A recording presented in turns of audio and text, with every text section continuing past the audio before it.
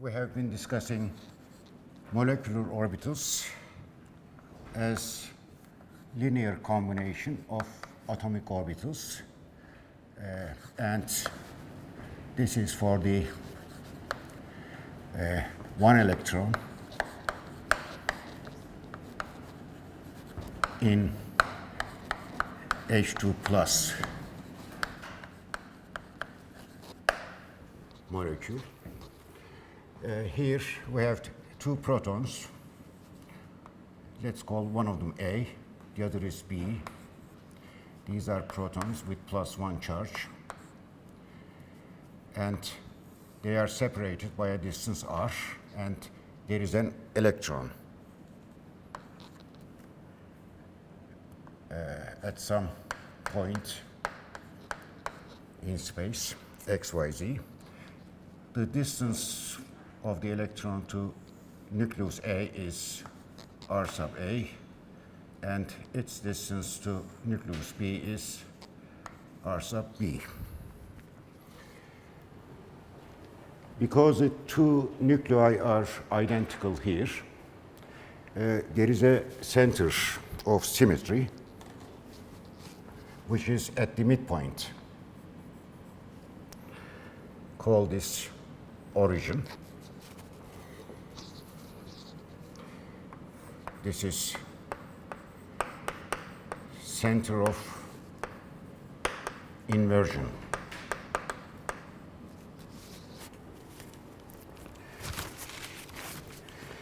The molecular Schrödinger equation for this problem for the electron is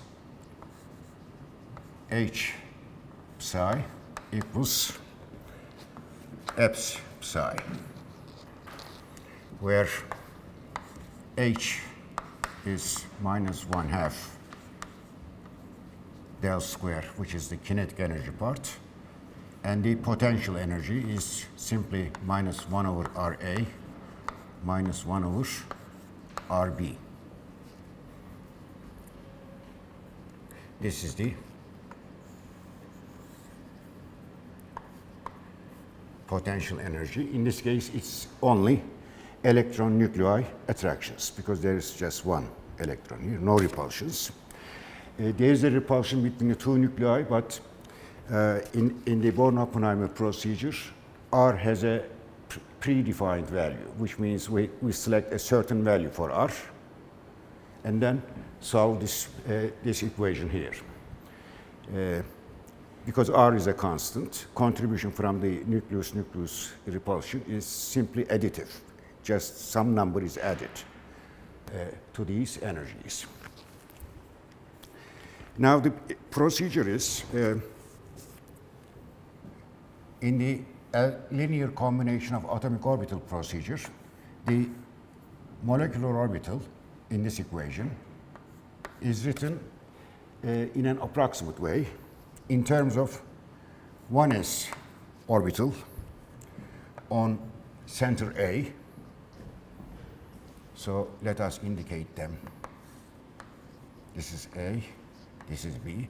A 1s orbital, which is centered on nucleus A, has this shape. And 1sb, this means it is identical to this 1s atomic orbital, except its center is on nucleus B. So graphically, we can show it like that. So this is 1s on center A, this is 1s on center B. Then in the linear combination of atomic orbital method, each atomic orbital is multiplied with a coefficient and then added. So this is the simplest form of LCAO method for the molecular orbital.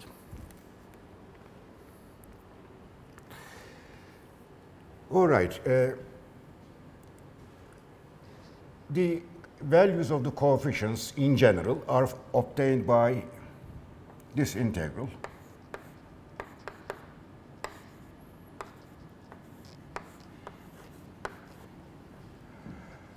the tau electron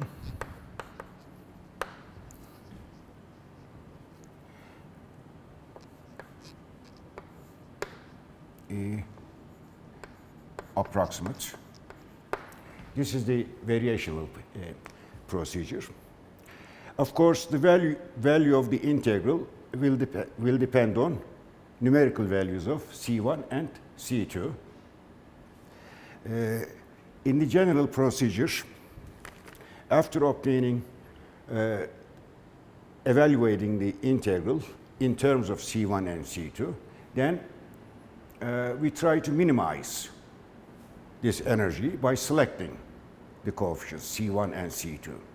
So it means take the partial derivative with respect to C1 of the result and set it equal to 0, because that's how maxima and minima are found mathematically.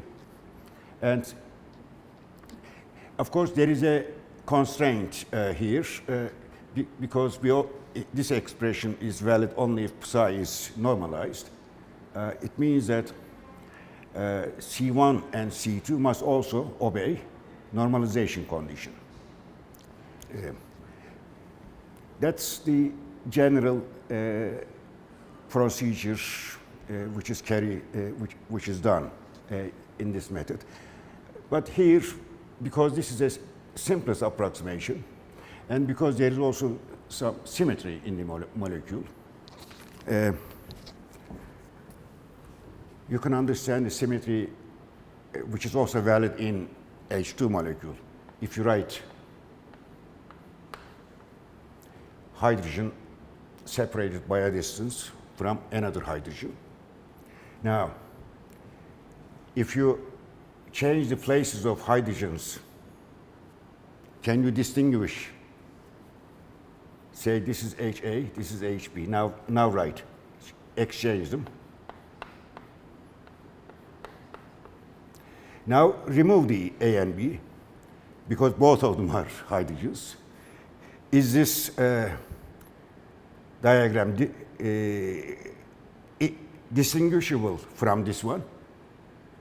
No. This is showing the symmetry, all right? That the symmetry about the inversion center, the geometric midpoint. All right.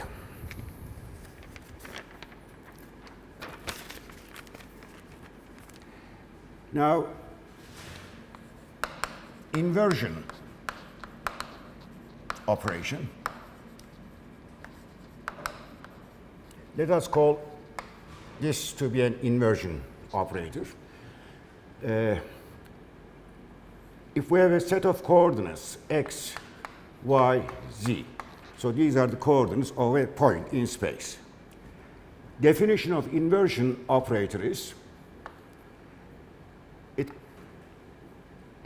it replaces x with minus x, y with minus y, and z with minus z. This is the definition of inversion operation. Please note that if we apply the inversion operation once again, so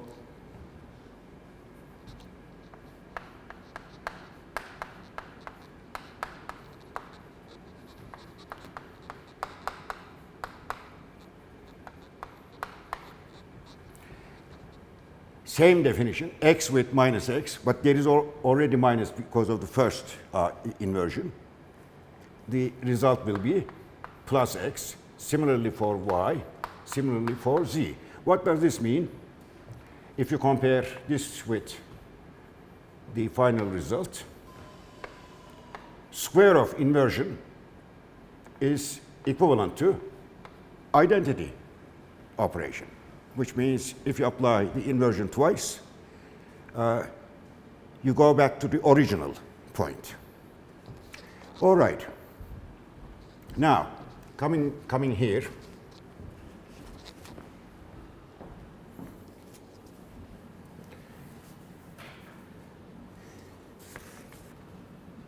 geometrically,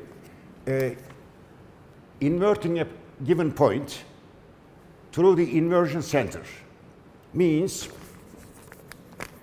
you draw a straight line from starting with the point, passing through the inversion center, going to the other side, and then marking same distance, this distance on this side. So it comes here. Now this point has coordinates minus x, minus y, minus z. So this is the inverted point of that point, graphically. All right? Now, what we are interested in is whether this expression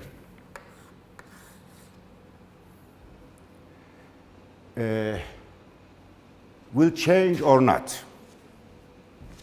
Now,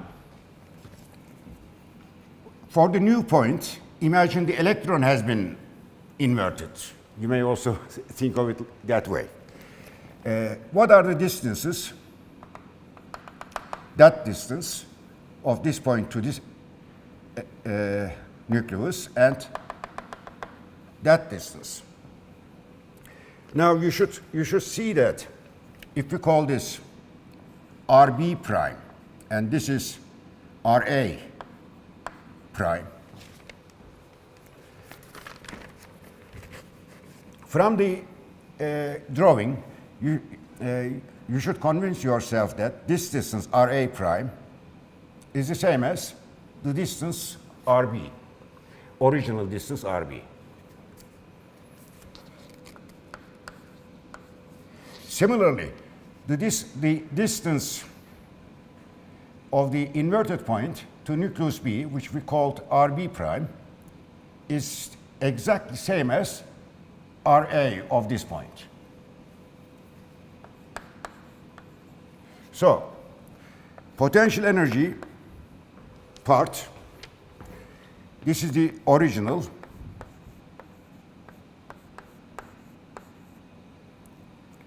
And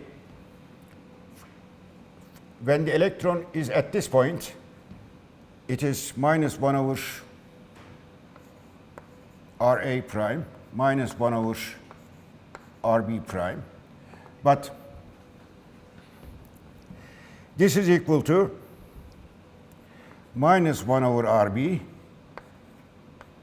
This RB is the same as that RB. And this one is equal to minus 1 over RA. But the sum, you see, the sum is has exactly the same value as the starting value. So,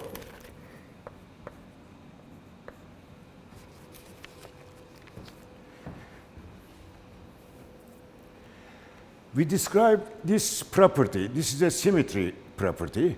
We describe this property by saying that the potential energy does not change when the electron is inverted through the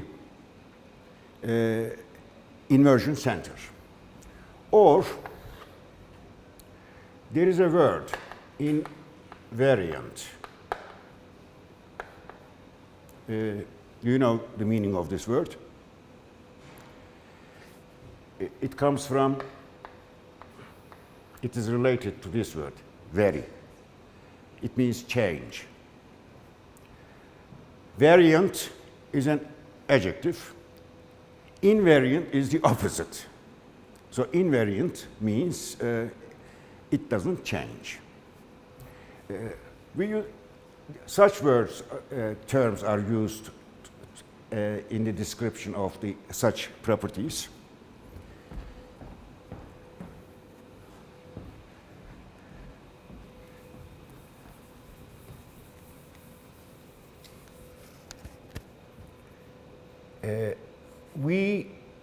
Potential energy for a homonuclear, that's a homonuclear diatomic molecule.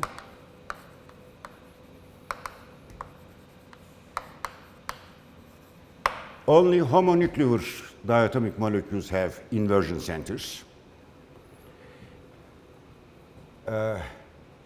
is invariant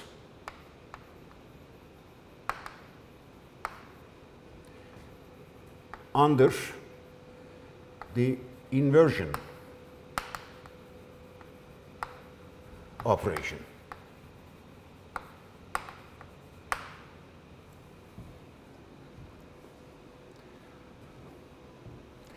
Inversion operation is a geometric transformation of the variables. Under such transformations, or in any geometric transformation, kinetic energy part is always invariant. This is the kinetic energy part.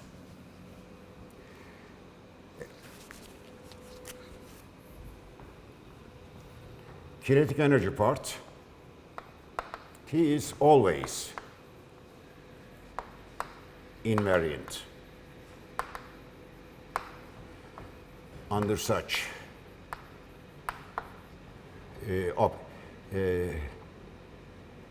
operations. The Hamiltonian has two parts. One part is kinetic energy and the other part is potential energy. Because kinetic energy is always invariant under such operations, we just look at whether the potential energy part is invariant or not. If the potential energy part is invariant under the stated operation, we conclude that the entire Hamiltonian is invariant.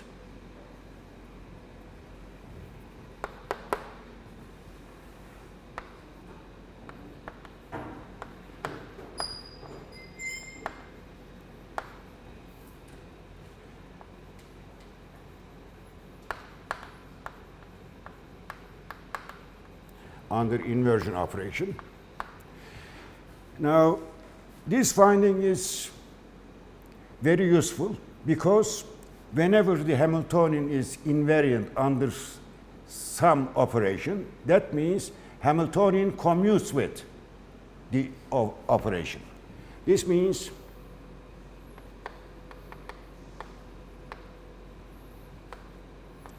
H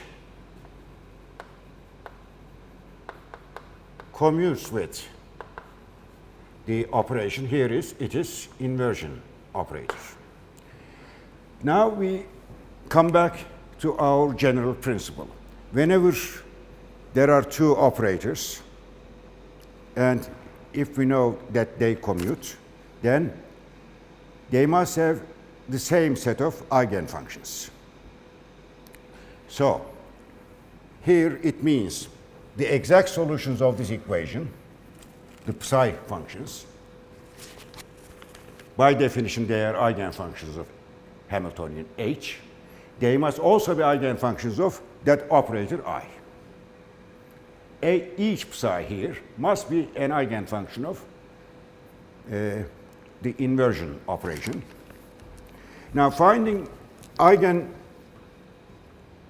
eigenvalues of the inversion operation is quite simple because of the stated fact that square of I is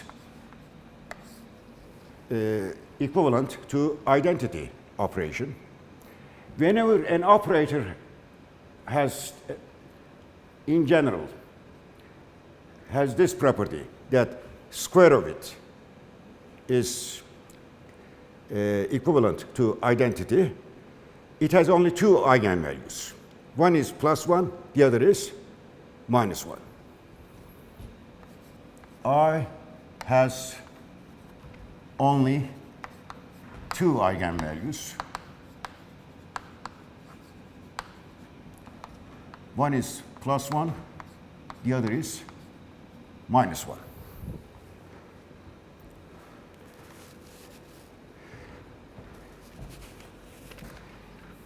It means that each psi here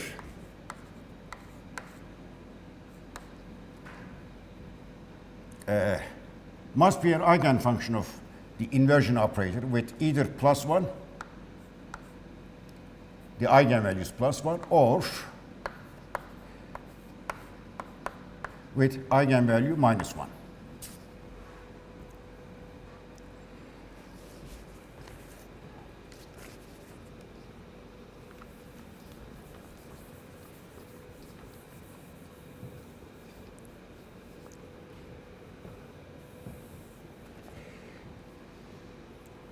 Definition of the inversion operation for a function of x, y, z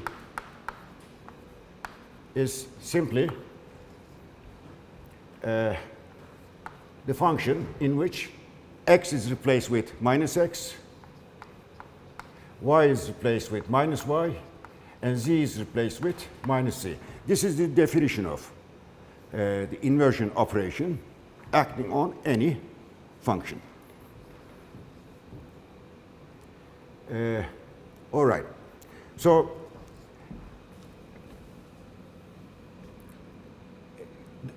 this one, if the psi is an eigenfunction with eigenvalue +1, it means that if you replace x with -x, y with -y, z with -z in the actual expression for psi, you obtain the same numerical value as the original with x, y, z as the variables.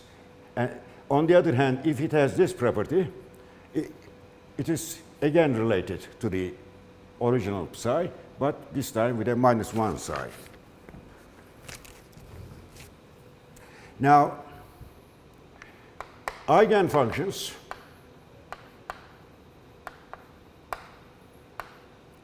psi with +1 eigenvalue are called gerade. This is a German word, or simply G. G for gerade. Eigenfunctions, other eigenfunctions. Remember, there are infinitely many solutions of the Schrödinger equation. With -1 eigenvalue are called ungerade.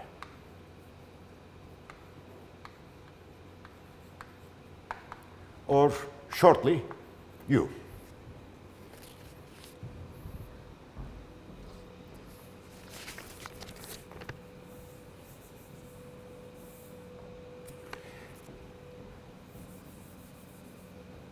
Now, using this knowledge, what is the knowledge? We know that the solutions of this equation for psi must have either gerade symmetry or ungerade symmetry under inversion. Okay? This helps us immediately relative values of C1 and C2 here without doing calculation. We see that if or for C1 numerical value of the first coefficient same as this coefficient, second coefficient, then we would write psi to be, say, C1 times 1s A plus 1s B. Now,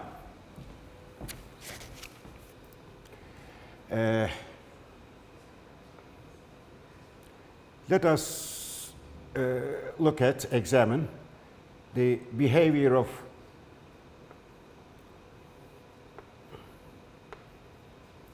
one SA orbital. This is the inversion center. This is 1SA. Now, if we invert this function according to this rule through the inversion center, it means take any point, say, then it comes here, and similarly select other points and then connect them. You will see that the result will be a circle but the center of the circle is center B. So we have the following. Effect of inversion operation on 1s at center A gives simply 1s atomic orbital on center B. Similarly, if you apply it to 1s orbital, atomic orbital on center B, the result would be 1s atomic orbital on center A. All right?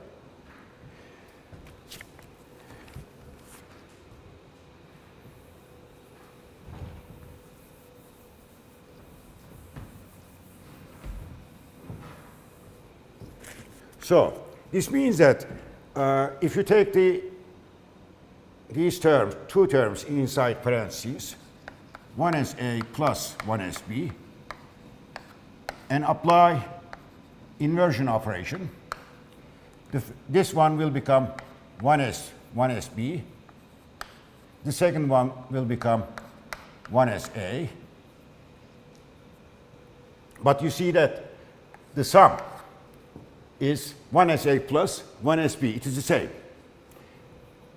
Therefore, this sum, 1sa plus 1sb, is an eigenfunction of inversion operator. What is the eigenvalue? This is like inversion operation, f equals f.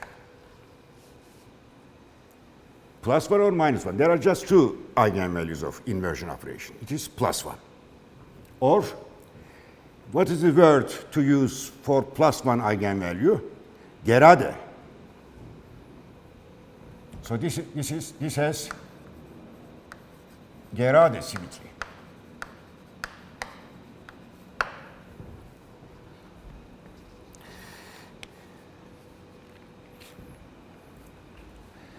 On the other hand, if we select C2 to be minus C1, then we would obtain C1 times 1sa minus 1sb. If we take this expression,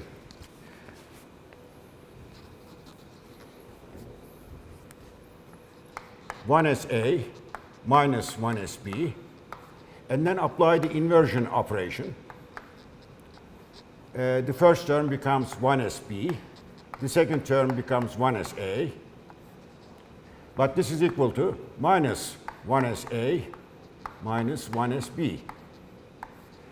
Therefore, here, if you compare,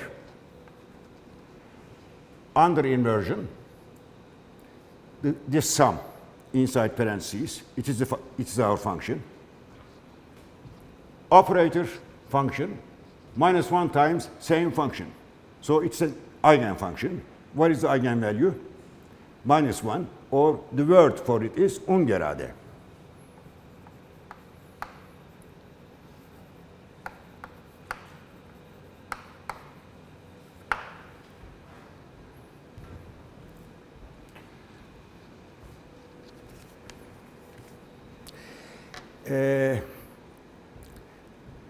There is another fact, exact property we know about the exact solutions of this equation. It is the value of lambda,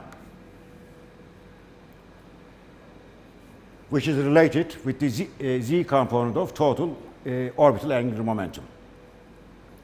Now we said that lambda values could be 0, 1, 2, some integers.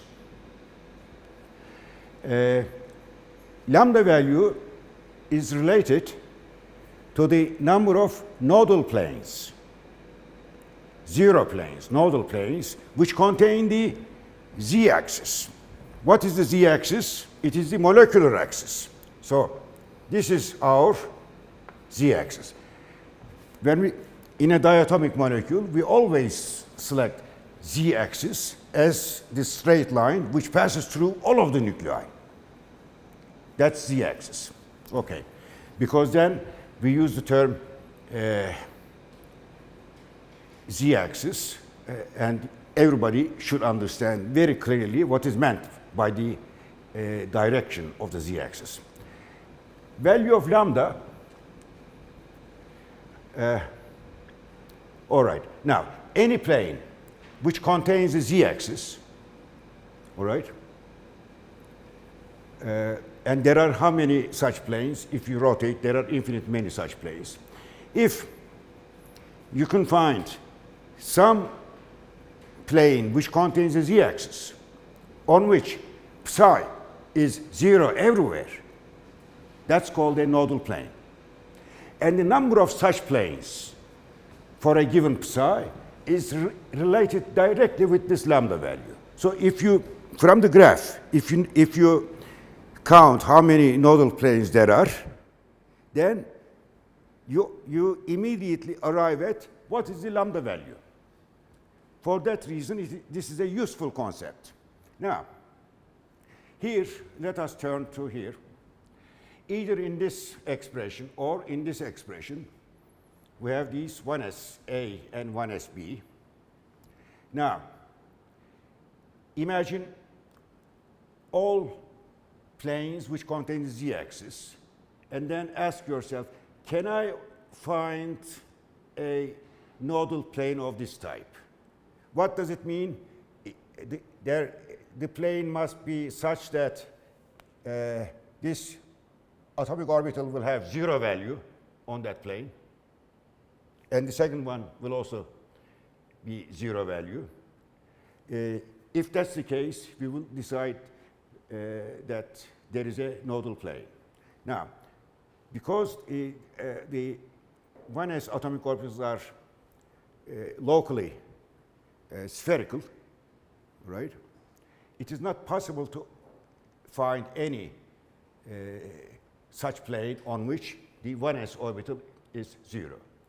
We decide that for S-type orbitals centered on the nuclei, there is no nodal plane of this type. No nodal plane numerically means what is the number which is related to no? 0. All right? So, if there is no nodal plane of this type, that means value of lambda is 0. For S-type atomic orbitals on the nuclei, lambda is always 0. This is true for both S orbitals, of course. Now, if lambda is 0, what is the corresponding letter symbol? We use the word letter, Greek letter sigma, but small, lowercase letter. This, if lambda were 1, then we would have one nodal plane of this type.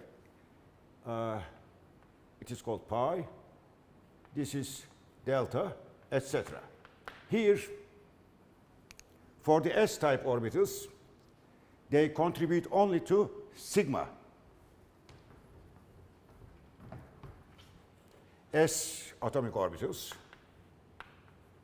contribute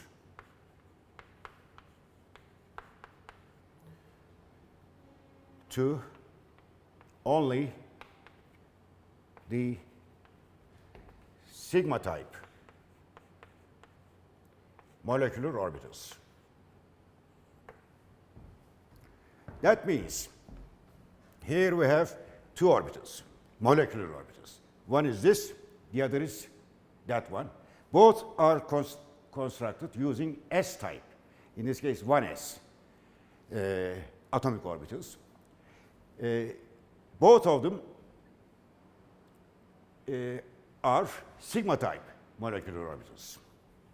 This one I will call 1 sigma. Yes.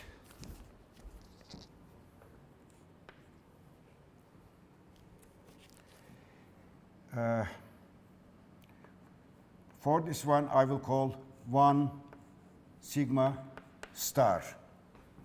And I will explain why I have used star there. So, the symbols for the molecular orbitals, sigma.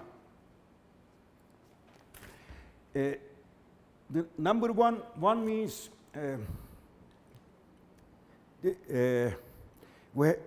we will see that there are many sigma type molecular orbitals. Okay? We number them according to their energies. Lowest molecular orbital of the sigma type is called the first sigma. So this is, you may read it as either 1 sigma or the first sigma. When you say first sigma, it means energetically lowest sigma molecular orbital. This is also the first sigma, but of a slightly different type of sigma. How are they different? They are different because of their gerade and ungerade symmetries. We have already seen that this is a gerade type, so we attach G as a subscript. This one, on the other hand, is ungerade, and we attach a subscript. So, here what is shown is that sigma type molecular orbitals are split into 2 types because of the inversion center. One part are gerade have gerade symmetry. They are labeled by sigma sub G.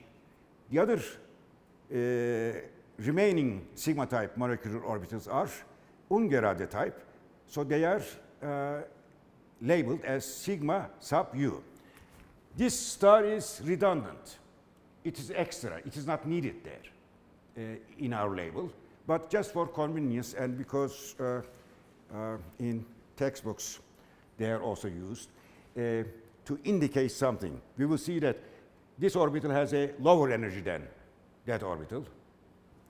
And then we also use the words bonding orbital, molecular orbital, and antibonding molecular orbital. Antibonding molecular orbitals are emphasized by placing a star, so that when you see such symbols on a page, you immediately see which ones are bonding, which ones are antibonding. It's for that purpose. Okay, we take a break.